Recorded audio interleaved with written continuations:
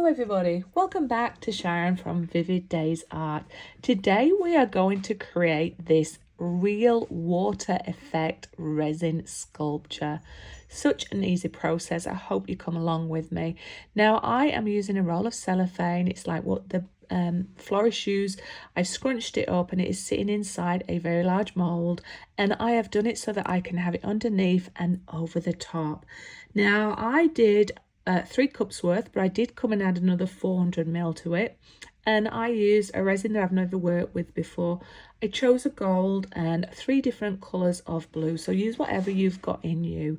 To start, I went around all the edges and added these crystals which come from Amazon, fairly cheap but very effective, and I added my clear resin around the edge, trying to keep where possible the colours not going into the crystals.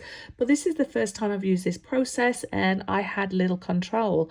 In the other process I've done this is I had the crystals at the edge, which gave me more control, but it was a gift and I really enjoyed this process. This allowed me to create a chunkiest sculpture. Now I put my upside down tub just to let anything res out. Oh my God, put your teeth in, Sharon. Anyway, I am going round now with my gold. I was unsure whether I wanted to apply this because golds and metallics can take over, but I had to go, and overall I like the process. The thing I don't like about using gold at the bottom when it's such a harsh line, when you're adding your resin, clear or colour over it, it can still leave a solid chunk. So I think if I was doing this again, I would add a very thin layer of clear, then put my gold under it, and then I would get some beautiful effects.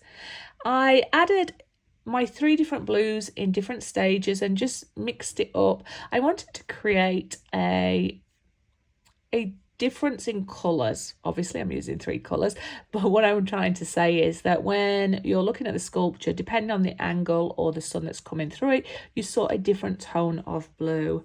Now I absolutely love this. When I added the blue to the middle, it was a little bit too deep for me, so I come through and I add more clear.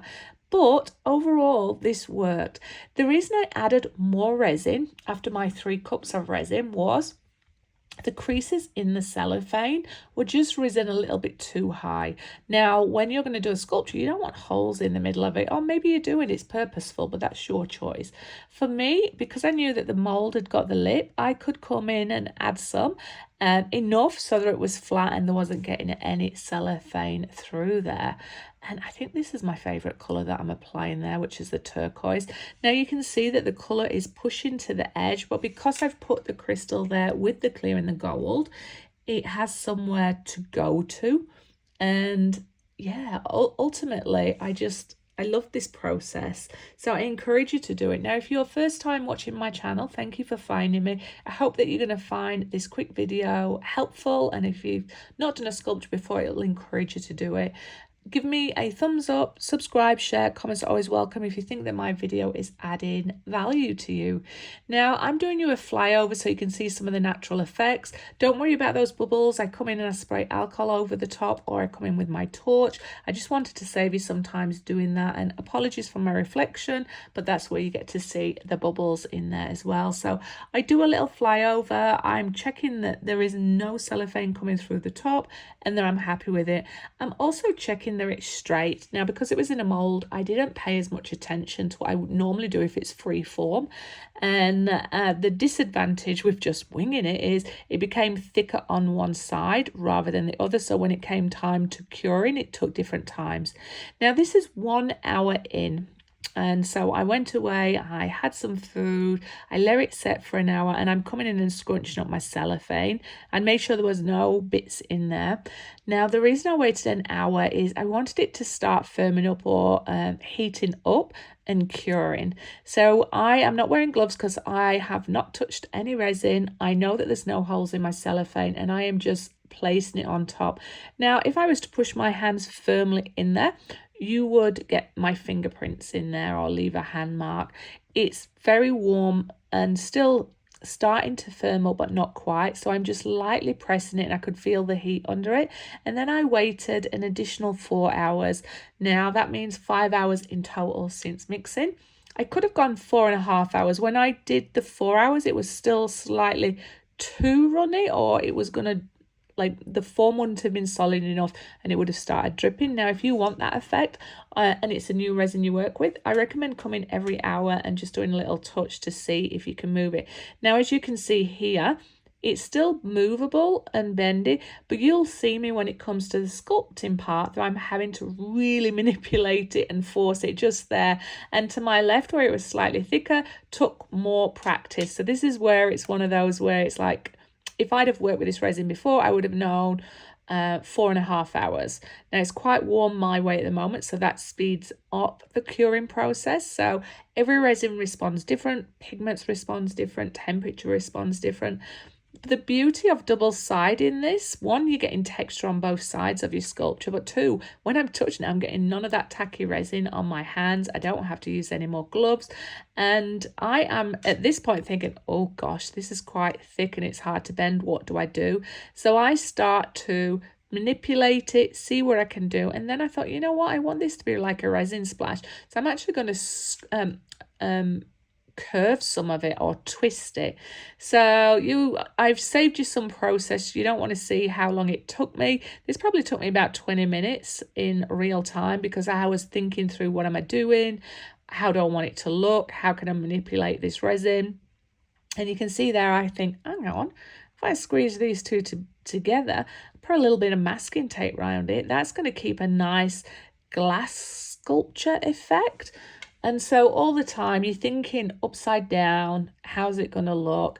And you know what? Have fun, be willing to play with it. What I loved about this, because it was a very thick mold, it meant that I could push my resin a little bit more with the twisting, and it wasn't too fragile that it was going to break. I did a similar kind of twist at the other side, and I really like it. Now, this could be left as a sculpture. I've got it on my window sill. Should I say ledge, which is not the windowsill. So it's not in direct sunlight, but you see the natural light behind it. So you get some beautiful effects coming through. I tip it upside down so it helps me understand what it's going to look like. And I add a little bit of support in there just to make sure that with this one, I left it 48 hours and then an extra day before I removed it, because of how thick it was.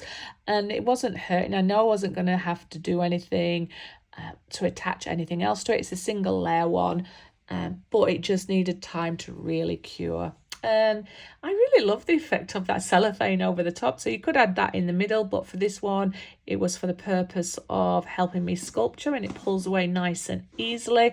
I can recycle the bits that I tear away for smaller projects.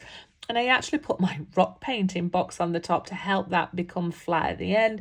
And you can see me tapping it. Now, the tapping is for me to make sure it is fully cured. But with it being 3 days since I did it, I felt fairly confident. And I start to deconstruct it. Now, the only thing to take into consideration is when you're using glass like I'm doing as a frame to help it, you need to make sure you don't do it too tight, because you don't want to snap your glass on the way out. But as you can see, the cellophane pulls away nicely. Because this had texture though, it didn't pull off in one whole sweep like it has done on my other sculptures. So that's just something to pay attention to. When you are sculpting, can you remove the cellophane? The crease that sits in there, can you remove the cellophane?